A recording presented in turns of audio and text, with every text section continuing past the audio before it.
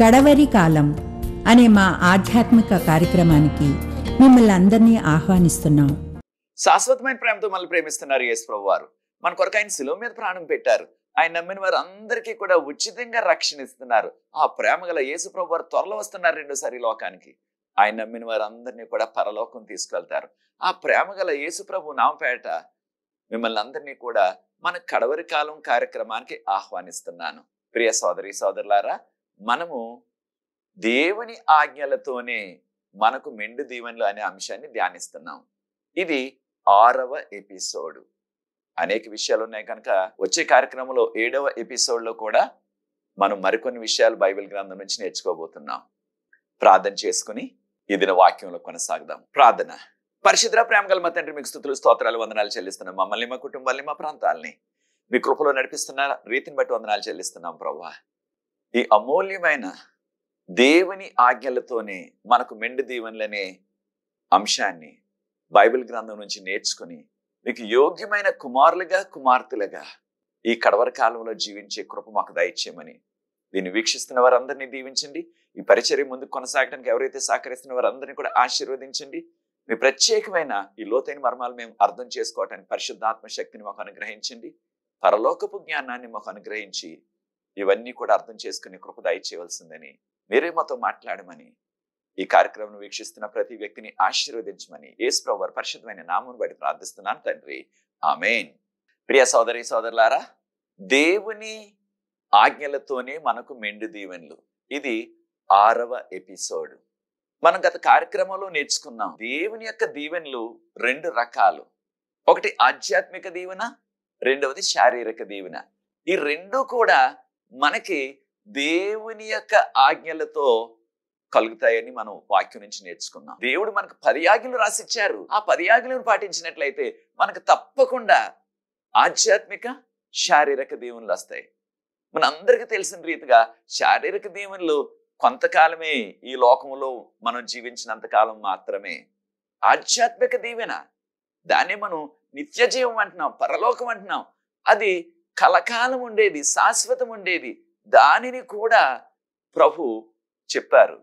దానిని కూడా మనం పొందుతామని. దేని ద్వారా? యేసు ప్రభు నమ్ముకుని ఆయన నామపేట ముంచడం బాప్తిసం తీసుకుని ఆయన వాక్యపు వెలుగులో జీవిస్తూ ఆయన యొక్క 10 ఆజ్ఞలు పాటించాలని ప్రభు చెప్పారు. మత్తయి సువార్త 19:17 నీవు ఆజ్ఞలను గైకొన్నట్లయితే నీకు ఆ నిత్య జీవం కలుగుతుందని ప్రభు చెప్పారు. యేసు ప్రభు వారు మన కొరకు ఆ శిలువ శిక్షణ పొంది, ఘోరమైన మరణాన్ని శిలువ మీద ఆయన మన కొరకు పొంది, దాని ద్వారా యేసు ప్రభు వారు మనకు రక్షణను ఉచితంగా ఇస్తున్నారు. అపోస్తల కార్యాలు 4వ 10, 11, 12 గమనించినట్లయితే, ముఖ్యంగా 12వ ఇక ఏ నామమున కూడా మనుషులకు రక్షణ లేదు, నిత్య జీవం దొరకదు. యేసు నామం పేరటే మనకు రక్షణ దొరుకుతుంది అని చెప్పబడ్డారు. ఈ లోకంలో యేసు ప్రభు వారు జీవించినప్పుడు శిష్యులతో మాట్లాడుతూ యోహాను సువార్త 14:15 నన్ను ప్రేమించేవారు నా ఆజ్ఞలను గైకొనాలి అని చెప్పారు. ఇవి యేసు ప్రభు మాటలు. ఈ లోకంలో దాదాపుగా అందరూ కూడా ఆజ్ఞలు మనకు అక్కర్లేదు, దేవుడు కొట్టేశాడు అని మానవులు చెప్తున్నారు. మనుషుల మాటలు మనకు ప్రాముఖ్యమా? దేవుని మాటలు మనకు ప్రాముఖ్యమా? బైబిల్ గ్రంథంలో ఉన్న మాటలు మనకు ప్రాముఖ్యమా? యేసు ప్రభు వారు అంటున్నారు, నన్ను ప్రేమించినట్లయితే మీరు నోటితో నేను ఆయనను ప్రేమిస్తున్నానంటే చాలదు, నా ఆజ్ఞలను గైకొనాలా అని ప్రభువారు చెప్పారు. కనుక యేసు ప్రభుకు లోబడి ఆయన ప్రేమిస్తూ ఆయన ఆజ్ఞలు గైకొన్నట్లయితే ఆయన ప్రేమించినట్లు, లేకపోయినట్లయితే అది మనకు సాధ్యం కాదు. యేసు ప్రభు నేను ప్రేమిస్తున్నానని ఆయన ఆజ్ఞలను మనం పట్టించుకోకుండా ఉన్నట్లయితే మనం ఆయన ప్రేమించినట్లు కాదని యేసు ప్రభు చెప్తున్నారు. చాలా మందిలో ఉన్న అపోహ ఏంటంటే, ఈ యొక్క ధర్మశాస్త్రం, దాన్ని 10 ఆజ్ఞలు అంటున్నాం, ఆ యొక్క ధర్మశాస్త్రం మనకు అవసరం లేదు అనుకుంటున్నాం. బైబిల్ గ్రంథం ఏం సెలవిస్తుందో చూడండి. రోమీయులకు రాసిన పత్రిక 7వ 7వ రోమీయులకు రాసిన పత్రిక 7వ మనం గమనించినట్లయితే, కాగా ధర్మశాస్త్రము పాపమాయనా అనగా ధర్మశాస్త్రం అనుసరించటం అది పాపమా? అట్లన రాదు. పౌలు గారు అంటున్నారు, ధర్మశాస్త్రము లేకపోయినట్లయితే ఆ పాపం అనేది ఏదో నాకు తెలియకపోవును.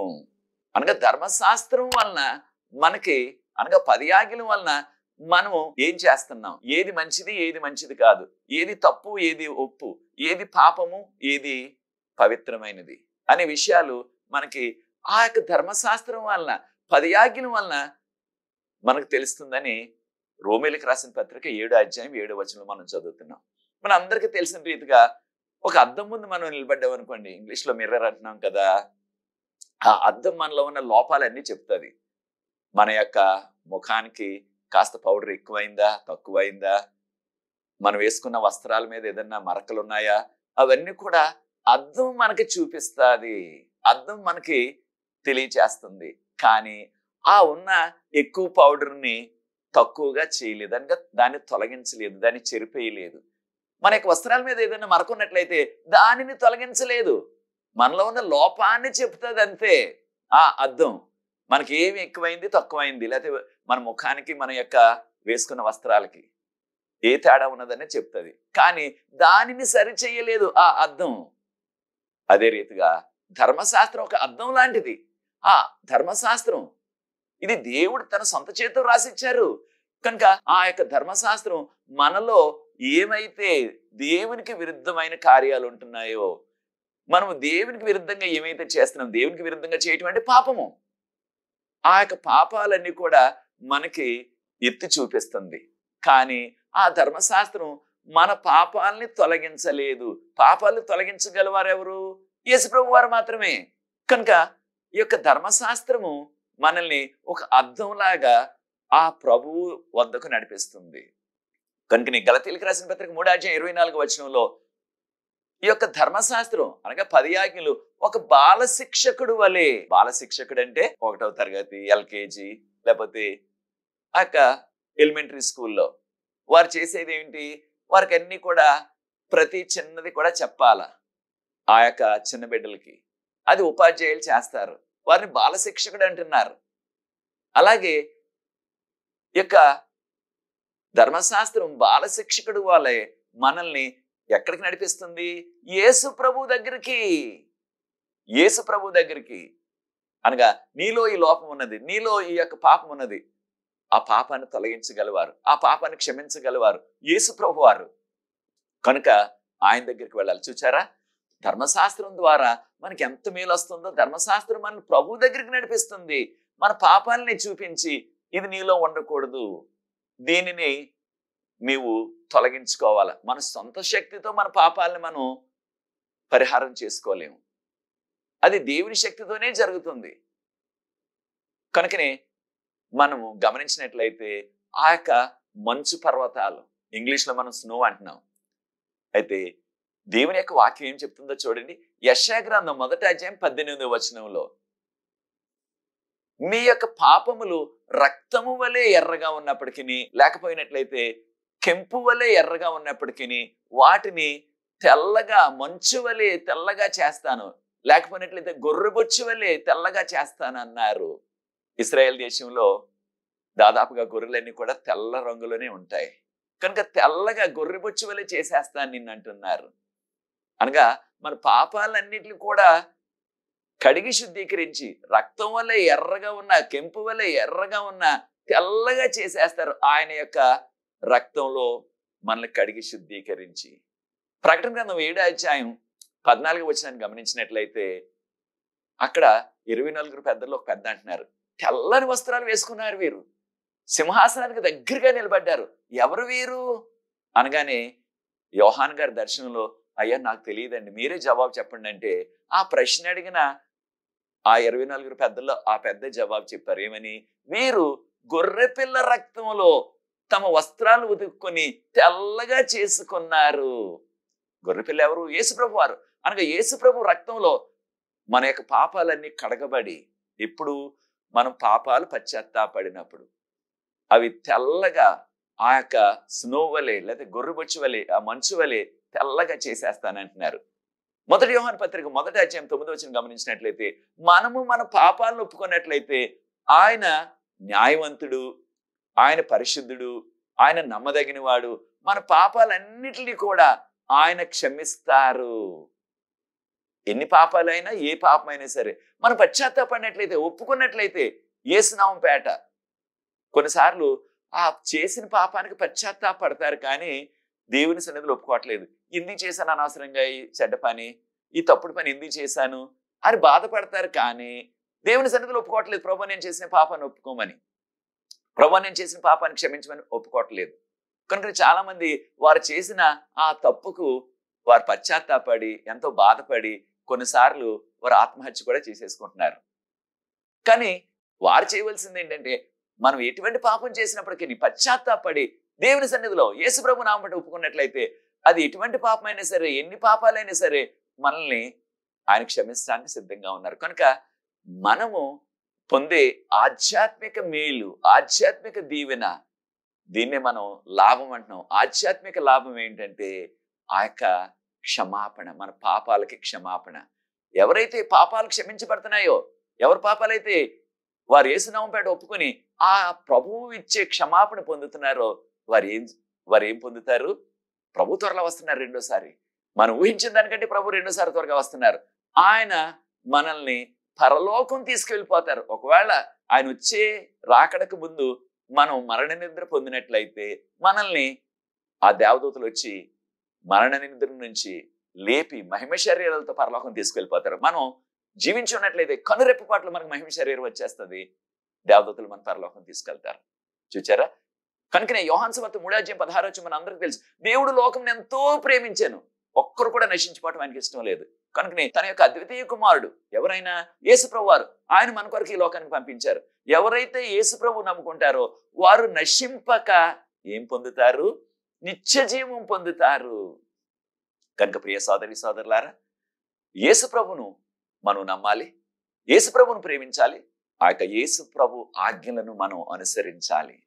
మొదటి యోహాను పత్రిక 5:12-13 కూడా గమనించండి. ఎవరైతే యేసు ప్రభువు నమ్ముకుంటారో రక్షకుడిగా, ఎవరైతే యేసు ప్రభుని అంగీకరిస్తారో వారికి నిత్య జీవం ఉన్నది. ఎవరైతే యేసు ప్రభుని నమ్మరో, ఆయన తిరస్కరిస్తారో వారికి నిత్య జీవం కోల్పోతారు, వారు నిత్య జీవం పొందరు. కనుక ఎంతో గొప్ప దీవెన. యేసు ప్రభుని నమ్ముకోవాలి, ఆయన యొక్క ఆజ్ఞలను మనం పాటించాలి. దాని ద్వారా చూడండి మనకి ఎంత మేలు వచ్చేస్తుందో. మన అందరం కూడా విశ్వాసులుగా ప్రతిదినం కూడా ప్రార్థిస్తాం. అనేక సందర్భాల్లో మనకు వచ్చిన సవాళ్లు, మనకు వచ్చిన సమస్యలను బట్టి ఇంకా ఎంతో దుఃఖంతో ప్రార్థిస్తాం, ఉపవాసంతో కూడా ప్రార్థిస్తాం. మనం ప్రార్థించినప్పుడు మన ప్రార్థనకి జవాబు రావాలని మనం అందరం కూడా కోరుకుంటాం. మనం అటువంటి క్లిష్ట పరిస్థితిలో, కష్టకాలంలో ప్రార్థించినప్పుడు దేవుడు నా మొర ఆలకించాలి, నాకు స్వస్థత ఇవ్వాలా, లేకపోతే నాకు ఈ యొక్క సహాయం చేయాలా అని కోరుకుంటాం. అయితే దేవుడు మన ప్రార్థన ఆలకించాలంటే చూడండి, మొదటి యోహాను పత్రిక 3:22 మనము ఆయన ఆజ్ఞలను గైకొనుచున్నాము కనుక, ఆయన ఆజ్ఞలను గైకొంటున్నాం కనుక మనము చేసే ప్రార్థనకు ఆయన జవాబిస్తారు, మనకు జవాబిస్తారు. చూచారా ప్రియ దేవుని బిడ్డలారా, ఆయన ఆజ్ఞలు గైకొన్నట్లయితే మనము ఆయన మహిమ కొరకు మనం ఆ అడిగిన అవసరతను ఖచ్చితంగా తీరుస్తారు. కొన్నిసార్లు విశ్వాసులుగా మనం ఏం చేస్తాం? అవసరాన్ని అడగట్లేదు, కోరికలు ఉంటున్నాయి మనకి, ఆ కోరికలు అడుగుతున్నాం. కొన్నిసార్లు ఆ కోరికలు మనకు చాలా ప్రమాదకరమైనవి, దాన్ని మనం గుర్తించం. అప్పుడు ప్రియ సోదరి సోదరులారా, మన ప్రతి అవసరాన్ని కూడా ప్రభు తీరుస్తారు. అది ఆరోగ్యమైన, ఆర్థిక పరిస్థితి అయినా, కుటుంబంలో కలహాలైనా, ఏదైనా సరే వాటిని, కుటుంబంలో వచ్చే సమస్యలైనా ప్రభువా నాకు దీనిని అనుగ్రహించండి అని ప్రార్థించినట్లయితే తప్పకుండా ఆయన మహిమ కొరకు ఆయన చేస్తారు. కనుకనే యేసు ప్రభువుని ప్రేమించాలా, ఆయన ఆజ్ఞలను మనం పాటించాలా. యోహాను సువార్త 15:10 గమనిద్దాం. యోహాను సువార్త 15:10 గమనించినట్లయితే యేసు ప్రభువు ఏమన్నారు? నేను నా తండ్రి ఆజ్ఞలను గైకొని ఆయన ప్రేమలో నిలిచున్నట్లుగా మీరును నా ఆజ్ఞలు గైకొని నా ప్రేమలో నిలిచి ఉండండి. యేసు ప్రభు ప్రేమలో నిలిచి ఉండాలా మనం? తప్పకుండా ఆయన ప్రేమలో నిలిచి ఉన్నట్లయితే మనల్ని నడిపిస్తారు. ఈ యొక్క లోక జీవితంలో, మన యొక్క అనుదిన జీవితంలో మనకు సహాయం చేస్తారు. త్వరలో రెండోసారి ఆయన వస్తున్నారు, పరలోకం తీసుకువెళ్ళిపోతారు. కనుక ఆయన ప్రేమలో ఆయన వచ్చే పర్యంతరం ఆయన ప్రేమలో నిలిచి ఉండాలి. ఎంతవరకు? ఆ రెండవ రాకడ దినం వరకు. లేకపోయినట్లయితే మనకు మరణం వచ్చే దినం వరకు కూడా యేసు ప్రభువుని ప్రేమిస్తూ ఆయన ప్రేమలో నిలిచి ఉండాలి. అలా చేయాలంటే ఆయన ఆజ్ఞలను గైకొనాలని యోహాను సువార్త 15:10 మనం గమనించాం. ఇదే విషయాన్ని మొదటి యోహాను పత్రిక 3:24 మొదటి యోహాను పత్రిక 3:24 గమనించినట్లయితే, ఆయన ఆజ్ఞలను గైకొనువాడు ఆయన యందు నిలిచియుండును. ఆయన ఆజ్ఞలు గైకొనువాడు, స్త్రీ అయినా పురుషులైనా సరే, ఆయన ఆజ్ఞలు గైకొన్నట్లయితే ఆయన యందు నిలిచి ఉంటాం. ప్రియ సోదరి సోదరులారా, యేసు ప్రభువునందు నిలిచి ఉంటాం అనగా యేసు ప్రభువులో నిలకడగా ఉంటాం, యేసు ప్రభువులో విశ్వాసంలో కొనసాగటం మనం చేయాలంటే తప్పకుండా ఆయన ఆజ్ఞలను మనం గైకొనాల. కనుకనే మనం మన యొక్క జీవితంలో ఈ లోకంలో ప్రభువు కొరకు ఫలించాలంటే, ప్రభువు కొరకు మనము ఫలించే ద్రాక్ష కొమ్మగా ఉండాలంటే, యోహాను సువార్త 15:4 యేసు ప్రభువారు అన్నారు, ఆ యొక్క ద్రాక్ష తీగ మనం యేసు ప్రభు కొరకు ఫలించే ద్రాక్ష తీగగా ఉండాలంటే యేసు ప్రభువారు అన్నారు యోహాను సువార్త 15:4 ఆ ద్రాక్ష తీగ మనందరికీ తెలుసు, ద్రాక్ష పాదు. ఆ ద్రాక్ష తీగ ఆ ద్రాక్ష వల్లితో అది కనెక్ట్ అయి ఉంటేనే, దానికి అనుసంధానమై ఉంటేనే అప్పుడు దానికి ద్రాక్ష పళ్ళు వస్తాయి. ఒకవేళ ఆ ద్రాక్ష తీగను మనం కత్తిరించేసామనుకోండి, కోసేసామనుకోండి, అది ఎండిపోతుంది, ఫలించలేదు. ప్రియ సోదరి సోదరుడా, మనం కూడా యేసు ప్రభుతో కనెక్ట్ అయి ఉన్నట్లయితే, యేసు ప్రభుతో అనుసంధానమై ఉన్నట్లయితే మనం కూడా యేసు ప్రభు కొరకు మన జీవితంలో ఆ ఆధ్యాత్మిక ఫలాలు ఫలించగలం. కనుక ప్రియ సోదరి సోదరులారా, యేసు ప్రభు సింహాసనాసీనుడు. ఆయన యొక్క 10 ఆజ్ఞలు రాసిచ్చారు. ఆయన పరిశుద్ధుడు, ఆయన ప్రేమ గలవాడు, దయగలవాడు, కృపగలవాడు, కనికరం గల దేవుడు. అయితే ఆ పరిశుద్ధుడైన దేవుడు ఈ 10 ఆజ్ఞలు రాసిచ్చారు కనుక 10 ఆజ్ఞలు కూడా పరిశుద్ధమైనవే అని బైబిల్ గ్రంథం చెప్తుంది. రోమీయులకు రాసిన పత్రిక 7:12 గమనించినట్లయితే, ధర్మశాస్త్రము, దీన్నే 10 ఆజ్ఞలు అంటున్నాం, పరిశుద్ధమైనది. దేని వల్ల పరిశుద్ధమైనది? పరిశుద్ధుడకు దేవుడు రాసిచ్చారు దాన్ని. ఇది మానవులు ఎవరు రాసిచ్చింది కాదు. కనుక ఒకవేళ దాన్ని మార్చాలంటే, దానిలో ఏదైనా మార్పులు చేర్పులు చేయాలంటే ఆయనే చెయ్యాలా, ఆయన చెప్పాలా మనకి, ఆయనే చెయ్యాలా ఆ మార్పులు చేర్పులు. అప్పుడు ఆయన మనకు చెప్తారు, ఇగో ఇవి మార్చాను నేను మీ కొరకని. కానీ ఆయన పరిశుద్ధుడు కనుక ఆయన ఇచ్చిన ఈ ధర్మశాస్త్రం పరిశుద్ధమైనది కనుక మనము దేవుని బిడ్డలుగా పరిశుద్ధంగా జీవించాలంటే ఇక్కడ వరకు చివరి దినాల్లో మనం ఖచ్చితంగా దేవుని యొక్క ఆజ్ఞలు మనం పాటించినట్లయితే, దేవుని యొక్క ఆజ్ఞలతోనే మనకు మెండైన దీవెనలు, ఆధ్యాత్మిక దీవెనలు, శారీరక దీవెనలు కూడా. కనుక ప్రియ సోదరి సోదరులారా, ఈ విషయాన్ని మనం గమనించాలా. మనందరికీ తెలిసిన రీతిగా పరిశుద్ధాత్మ శక్తి మనందరికీ కూడా మన యొక్క జీవితాల్లో కావాలా. ఆ యొక్క పరిశుద్ధాత్మ శక్తి అనగా మనకి మన యొక్క జీవితాలు, ఈ యొక్క లోకంలో ఏ మానవుడైనా సరే పాపపు జీవితాలు, పాపంలో పుట్టాం, పాపంలో పెరుగుతున్నాం, పాపంలో చనిపోతున్నాం. అయితే మానవుల్లో పాపం ఉన్నది. ఏ మానవుడైనా సరే, ఎంత భక్తుడైనా సరే మనం పాపులమే, మనం అందరం కూడా. అయితే యేసుప్రభు నమ్ముకోవటం ద్వారా, యేసుప్రభు ద్వారా మనకు ఆ యొక్క పరిశుద్ధత వస్తుంది. ఎప్పుడైతే ఆదాము అవ్వ దేవుడు తినొద్దన్న పండును తిన్నారో వారిలో పాపం ప్రవేశించింది. అప్పటి నుంచి ఈ లోకంలో జన్మించిన ప్రతి మానవుల్లో కూడా పాపపు నైజంతో మనం జన్మిస్తున్నాం, పాపంలోనే పుట్టి పెరుగుతున్నాం. అయితే ప్రియ సోదరి సోదరులారా, ఎప్పుడైతే యేసుప్రభు నమ్ముకుంటున్నామో బైబిల్ గ్రంథం మనకు తెలియజేసేది ఏంటంటే, పరిశుద్ధాత్మ శక్తి వలన మనము దేవుని కుమారులుగా కుమార్తెలుగా జీవించే ఆ యొక్క శక్తి, ఆ కృప ప్రభు మనకిస్తున్నారు. మనందరికీ తెలిసింది, పాపము వలన వచ్చు జీతము మరణము. రోమీయులకు రాసిన పత్రిక 6:23 చాలా సందర్భాల్లో ఆ మొదటి వాక్యాన్ని మనం చదువుతున్నాం, పాపం వల్ల వచ్చే జీతం మరణం. రోమీయులకు రాసిన పత్రిక 6:23 అంటున్నాం. కానీ చాలా సార్లు మనం గమనించింది ఏంటంటే, ఆ క్రిందున్న ఆ వాక్యమే, రోమీయులకు రాసిన పత్రిక 6:23 ఉన్న దాని క్రింద ఉన్నదే, దానిని ఎక్కువగా పట్టించుకోవట్లేదు. అదేంటి, ఆ క్రిందున్న ఆ యొక్క మాటలేమిటి అని చూసినట్లయితే అదే వచనంలో, కాగా యేసుక్రీస్తు ద్వారా మనకు కలుగుచున్న ఆ యొక్క గొప్ప దీవెన, ఆ యొక్క గొప్ప బహుమతి ఏమిటంటే నిత్య జీవం. నిజమే, అందరూ కూడా సమూహంగా పాపం చేసి దేవుడి గురించి మహిమ పొందలేకపోతున్నాం. రోమీయులకు రాసిన పత్రిక 3:23 పాపం వల్ల వచ్చే జీతం మరణం. రోమీయులకు రాసిన పత్రిక 6:23 కానీ రోమీయులకు రాసిన పత్రిక 6:23 చివరి భాగాన్ని మనం గమనించినట్లయితే, ప్రతి విశ్వాసి కూడా ఎవరైతే యేసు ప్రభువుని రక్షకుడిగా అంగీకరించి ఆయన నామపేట మనుషుల బాప్తిసం తీసుకుని ఆయన వాక్యపు వెలుగులు, ఆయన ఆజ్ఞల వెలుగులు ఎవరైతే జీవిస్తారో వారికి ఏం కలుగుతుంది? యేసు ప్రభు ద్వారా నిత్య జీవం. యేసు ప్రభు వారు మన కొరకు మరణించారు, మన పాపాల నిమిత్తం ఆయన శిలువ మీద బలి అయిపోయారు.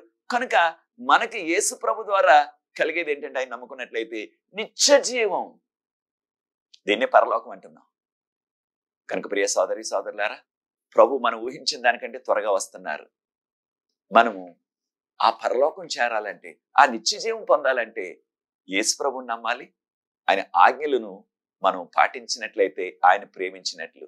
కనుక యేసు ప్రభు వారు చెప్పారు కదా మనకి మత్తయి సువార్త 19:17 నా ఆజ్ఞలు గైకొన్నట్లయితే నీకు ఆ జీవము, ఆ నిత్య జీవం కలుగుతుందని యేసు ప్రభు వారు విపులంగా చెప్పారు మనకి. కనుక ఈ విషయాన్ని మనం గుర్తించాలా. యేసు ప్రభు వారు ఈ లోకంలో ఉన్నప్పుడు ఆయన దేవుడు ఆ ఆజ్ఞలన్నీ కూడా రాసిచ్చింది ఆయనే. సీనాయి పర్వతం మీద మోషే గారికి రాసిచ్చింది దేవుడే రాసిచ్చారు. అయితే ఈ లోకంలో మానవుడిగా మనకు ఆయన ఒక మాదిరి చూపించారు. ఆ మాదిరి ఏంటంటే ఈ యొక్క ధర్మశాస్త్రాన్ని అంతా కూడా ఆయన తూచా తప్పక పాటించారు. కనుకనే యేసుప్రభు వారు ఏమన్నారు? ఆయన కొండ మీద ప్రసంగంలో యేసుప్రభు వారు ఏం చెప్పారు? మత్తయి సువార్త 5:17, 18, 19 గమనించినట్లయితే నేను ధర్మశాస్త్రాన్ని కొట్టివేయడానికి రాలేదు, దాన్ని నెరవేర్చడానికి వచ్చాను అన్నారు ప్రభు వారు. కనుక ప్రియ సోదరి సోదరులారా, ఈ లోకంలో ఆయన జీవించినప్పుడు మానవుడిగా ధర్మశాస్త్రాన్ని గౌరవించారు, దాన్ని పాటించారు. ఆయన చెప్పలేదు ధర్మశాస్త్రం మనకు అక్కర్లేదు, ఇంకా నేను వచ్చాను కనుక దాన్ని తొలగించేస్తున్నాను అనేది చెప్పలేదు. నేను దాన్ని నెరవేర్చడానికి వచ్చాను అన్నారు. చాలా మంది ఆయన నెరవేర్చారు కదా, నేను చేయ అవసరం లేదంటున్నారు. అది సరికాదు. యేసు ప్రభు కుమారులుగా కుమార్తెలుగా మనము ఆయనను ప్రేమించాలి. ఆయన ప్రేమించాలంటే ఆయన ఆజ్ఞలు గైకొనాల. కనుక ప్రియ సోదరి సోదరులారా, ఈ యొక్క కడవరకాల చివరి దినాల్లో అనేక మంది దేవుని యొక్క ఆజ్ఞలను పట్టించుకోవటం లేదు. ప్రియ సోదరి సోదరు, నీవు కూడా ఆ ఆజ్ఞలు పక్కన పెట్టేశావా? అయితే చాలా విచారం ఏంటంటే దాదాపుగా బోధకులందరూ కూడా అది మనకు అవసరం లేదు, ప్రభు నమ్ముకుంటే సరిపోతుంది అంటున్నారు. తప్పకుండా ప్రభు నమ్ముకోవాలా. అయితే ప్రభు చెప్పిన మాటలు నన్ను ప్రేమించేవారు ఆజ్ఞలు గైకొనాలన్నారు. కనుక ఇటీవల కాలంలో అమెరికాలో ఉన్న ఆ యొక్క కోర్టుల్లో, న్యాయస్థానాల్లో ఇది వరకు 10 ఆజ్ఞలు ప్రదర్శించేవారు. 10 ఆజ్ఞలు గోడ మీద పెట్టేవారు రాసి, వాటిని తొలగించేశారు. అయితే 10 ఆజ్ఞల్ని వారు సాదృశ్యంగా కాలుతో తొక్కేస్తున్నారు, అంటే దాన్ని విసర్జించేశారు. యాకోబు పత్రిక 2:10-11 ఒకసారి గమనించండి. యాకోబు పత్రిక 2:10-11 గమనించినట్లయితే మనము ధర్మశాస్త్రం అంతా కూడా కాపాడి ఒక్కదాన్ని తప్పిపోయినట్లయితే, ఒక్క ఆజ్ఞను మనం మీరినట్లయితే ధర్మశాస్త్రం అంతా కూడా మనం మీరినట్లే అంటున్నారు. అనగా ప్రియ సోదరి సోదరులారా, దేవుడిచ్చిన 10 కదా 10 ఆజ్ఞలు. ఆ 10 ఆజ్ఞలో ఉన్న ప్రతిదాన్ని కూడా అనుసరించాలా. కనుక యేసు ప్రభువు కోరుకునేది ఏంటంటే ఆయన కుమారులుగా కుమార్తెలుగా మనము ఈ యొక్క 10 ఆజ్ఞలన్నిటిని కూడా దేనిని విడిచిపెట్టేయద్దు. మనకు చాలా విచారం ఏంటంటే ఈ యొక్క కడవరకాల చివరి దినాల్లో 4వ ఆజ్ఞ విశ్రాంతి దినం గురించి దాదాపుగా అందరం కూడా మర్చిపోతున్నాం. అయితే యేసు ప్రభువు ఈ లోకంలో ఉన్నప్పుడు ఆ విశ్రాంతి దినాన్ని కూడా ఆయన పరిశుద్ధంగా ఆచరించి మందిరానికి వెళ్ళినట్లుగా లోకాసు సువార్త 4:16 చెప్పబడ్డది. కనుక ప్రియ సోదరి సోదరులారా, యేసు ప్రభు చెప్పినట్లుగా మనం చేయాలి. అయితే సాతాను ఎంతగా మన మానవుల యొక్క మనోనేత్రాలకి గుడ్డితనం కలిగి చేస్తున్నాడో చూడండి. మన యొక్క భారతదేశం యొక్క క్యాలెండరు, తర్వాత అమెరికా క్యాలెండర్ను ఒక్కసారి రెండు కూడా పరిశీలించి చూడండి. మన క్యాలెండర్లో ఈనాటికి కూడా ఆదివారం 1, సోమవారం 2 అని ఉన్నది మనకి. అయితే పాశ్చాత్య దేశాల్లో సోమవారం 1, మంగళవారం 2 అని మార్చేశారు. చూచారా ఏ విధంగా మానవులు మార్చేశారు? అయితే చాలా మంది నమ్మేది ఏంటంటే గూగుల్ ఏది చెప్తే అదే రైట్ అనుకుంటున్నారు. గూగుల్ కూడా అడిగి చూడండి, గూగుల్ని కొట్టి చూడండి, వారంలో మొదటి రోజు ఏదంటే సోమవారం అంటుంది. అంటే ఎలాగా మన కళ్ళ ముందే మన యొక్క మనోనేత్రాలకి గుడ్డితనం కలుగు చేయటానికి సాతానుడు ఎంత ప్రయత్నిస్తున్నాడో చూడండి ప్రియ దేవుని బిడ్డలారా. మనం ఈ కడవరకాల చివరి దినాల్లో సాతాను మోసంలో పడకుండా ఉండాలంటే, ఆయన కుమారులుగా కుమార్తెలుగా జీవించాలంటే మనకు క్షేమకరమైనది, మనకు ఎంతో నమ్మకమైనది దేవుని యొక్క వాక్యము. ఆ వాక్యపు వెలుగులో మనం జీవించాల. ఆ వాక్యపు వెలుగులో మనం జీవించినట్లయితే దేవుడు మనల్ని ఆశీర్వదిస్తారు. చాలా మంది అనేది ఏంటంటే దేవుని యొక్క ఆజ్ఞలు కొట్టివేయబడ్డాయండి అని వాదించేవారు చాలా మంది ఉంటున్నారు. ఎక్కడ కొట్టివేశాడు అని మనం ప్రశ్నించినట్లయితే వారు వెంటనే మనకు చూపించేది కొలసీలకు రాసిన పత్రిక 2:14 చూపించి, చూడండి ఇక్కడ కొలసీలకు రాసిన పత్రిక 2:14 ఆయన మనకు వ్యతిరేకంగా ఉన్న ఆ చేరాతను మేకలతో సిలువ కొట్టేశాడని వారు ఆ వాక్యాన్ని మనకు చూపిస్తున్నారు. ప్రియ సోదరి సోదరులారా, మనకి దేవునికి వ్యతిరేకంగా ఉన్న ఆ చేరాత ఏమిటి అంటే పాపము. ఆజ్ఞలు కాదు, ఆజ్ఞలు దేవుడు రాసిచ్చినవి. అది మనకు వ్యతిరేకమైనట్లయితే, మనకు విరుద్ధమైనట్లయితే అది దాన్ని ఎందుకు ఇస్తారు మనకి? మనకు విషయాన్ని గమనించాల. గ్రీకు పదం ఆజ్ఞలకు నోమోస్ అంటారు. ఈ యొక్క కొలసీలకు రాసిన పత్రిక 2 ఎక్కడ కూడా గ్రీకు పదం నోమోస్ అనే మాట వాడలేదు. కానీ ఇక్కడ డాగ్మాతా అని వాడారు. అంటే నియమ నిబంధనలు డాగ్మాతా అంటే. కనుక ఈ యొక్క భూలోకంలో ఉన్న నియమ నిబంధనలు పాత నిబంధన కాలంలో ఏమున్నాయి? ఆ యొక్క బలి అర్పణలు విధానం. అయితే యేసుప్రభు వారు మన కొరకు ఒకేసారి చనిపోయారు కనుక, హెబ్రీయులకు రాసిన పత్రిక 10:10 యేసుప్రభు వారు శిలువ మీద మరణించారు కనుక మనకి ఆ యొక్క బలి అర్పణలు అవసరత లేదు. అయితే చాలా విచారం ఏంటంటే ఇంకా కొంతమంది ఏదో పేరుతోటి ఆ పస్కా పండుగని చేసి ఆ రోజున గొర్రె పిల్లని అర్పిస్తున్నారు. దేనికి అర్పిస్తున్నారంటే ఇది బలి కాదండి, మేము సహవాస విందు చేసుకుంటున్నాం అంటున్నారు. మరి సహవాస విందు చేసుకుంటే ఒకవేళ మాంసాహారులు అయితే మేకను వధించవచ్చు కదా, లేకపోతే కోడి మాంసం తినొచ్చు కదా అంటే అలా కాదండి, గొర్రె మాంసమే తినాలి ఇవాళ అని వితండవాదం చేస్తున్నారు. ప్రియ సోదరి సోదరులారా, తప్పకుండా ఈ యొక్క దేవుడు కొట్టివేసినది ఆ యొక్క బలి అర్పణలు, నియమ నిబంధనలు, పాత నిబంధనలు చెప్పబడిన 6 పండుగలు, వారి అమావాస్య దినాలు అలాంటివి కొట్టివేశారు. అంతేగాని 10 ఆజ్ఞలు కొట్టివేయబడలేదు. కనుకనే యోహాను గారు, అందరికంటే ఆఖరిగా చనిపోయిన శిష్యుడు యోహాను గారు, ఆయన రాస్తూ, ఆయన ముసల్తనంలో, ఆయన పెద్ద వయసులో రాస్తూ 95వ సంవత్సరంలో రాస్తూ 1 యోహాను పత్రిక 5:3 దేవుని ఆజ్ఞలు భారమైనవి కావు అని చెప్తున్నారు. కనుక ప్రియ సోదరి సోదరులారా, మనం కూడా ఈ కడవరకాల చివరి దినాల్లో యేసుప్రభువుని నమ్ముకుని, ఆయన ప్రేమించి, ఆయన ఆజ్ఞలు గైకొని, ఆయనకి యోగ్యమైన కుమారులుగా కుమార్తెలుగా జీవించినట్లయితే త్వరలో ప్రభు వస్తారు, పరలోకం తీసుకెళ్తారు. ప్రభు వచ్చే వరకు కూడా మన అనుదిన జీవితంలో మన అవసరాలన్నీ కూడా ఆయన తీరుస్తారు, మన ప్రార్థనకి జవాబిస్తారు. ఇది నీ నిర్ణయం అయినట్లయితే ఆజ్ఞలు చాలా ప్రాముఖ్యమైనవి, వాటిని నేను కూడా పాటించాలని నిర్ణయం చేసుకున్నట్లయితే నాతో ఏకీభవించండి. ప్రార్థించి వర్తమానాన్ని ముగిస్తాను 6వ ఎపిసోడ్ను. ప్రార్థన. పరిశుద్ధ ప్రేమ గల మా తండ్రి, మీకు స్తుతులు స్తోత్రాలు వందనాలు చెల్లిస్తున్నాం. మీ ఆజ్ఞలు పాటించినట్లయితే మాకు ఆధ్యాత్మిక దీవులు, శారీరక దీవులు అనుగ్రహిస్తారని వాగ్దానం చేశారు. వాక్యం నుంచి నేర్చుకున్నాం, బైబిల్ గ్రంథం నుంచి నేర్చుకున్నాం ప్రభా. వీటిని పాటిస్తూ మీకు యోగ్యమైన కుమారులుగా కుమార్తెలుగా జీవించే కృప దయచేయవలసింది. దీన్ని వీక్షిస్తున్న ప్రతి వారిని ఆశీర్వదించండి. ఈ యొక్క పరిచర్య ముందు కొనసాగడానికి ఎవరైతే సహకరిస్తున్న వారందరినీ కూడా ప్రత్యేకంగా దీవించమని యేసు ప్రభువు వారి పరిశుద్ధమైన నామమును బట్టి ప్రార్థిస్తున్నాను తండ్రి, ఆమేన్. ప్రియ సోదరి సోదరులారా, ప్రభు మిమ్మల్ని ప్రేరేపించినట్లయితే ఈ పరిచర్య ముందు కొనసాగడానికి మీరు కూడా సహకరించండి. ఈ యొక్క పరిచర్యలో పాలిభాగస్తులు ఉండి తెర మీద వచ్చిన నంబర్కి నన్ను సంప్రదించినట్లయితే వివరాలు మీకు అందిస్తాం. మీకు ఎటువంటి ప్రార్థన అవసరం ఉన్నప్పటికీ మనకు ప్రార్థనా బృందం ఉన్నది. ప్రతి సాయంత్రం కూడా విజ్ఞాపన ప్రార్థన చేస్తున్నాం. మీ ప్రార్థన విజ్ఞప్తిని, మీ ప్రార్థన అవసరతను కూడా నాతో పంచుకున్నట్లయితే మీ కొరకు ప్రార్థిస్తాం. ప్రభు అనేకమైన జవాబులు ఇస్తున్నారు. ఈ యొక్క అవకాశాన్ని మీరు కూడా సద్వినియోగం చేసుకోండి. వచ్చే ఎపిసోడ్లో 7వ ఎపిసోడ్లో మరికొన్ని విషయాలు నేర్చుకోబోతున్నాం. God bless you. ప్రభు మిమ్మల్ని ప్రత్యేకంగా దీవించుగాక.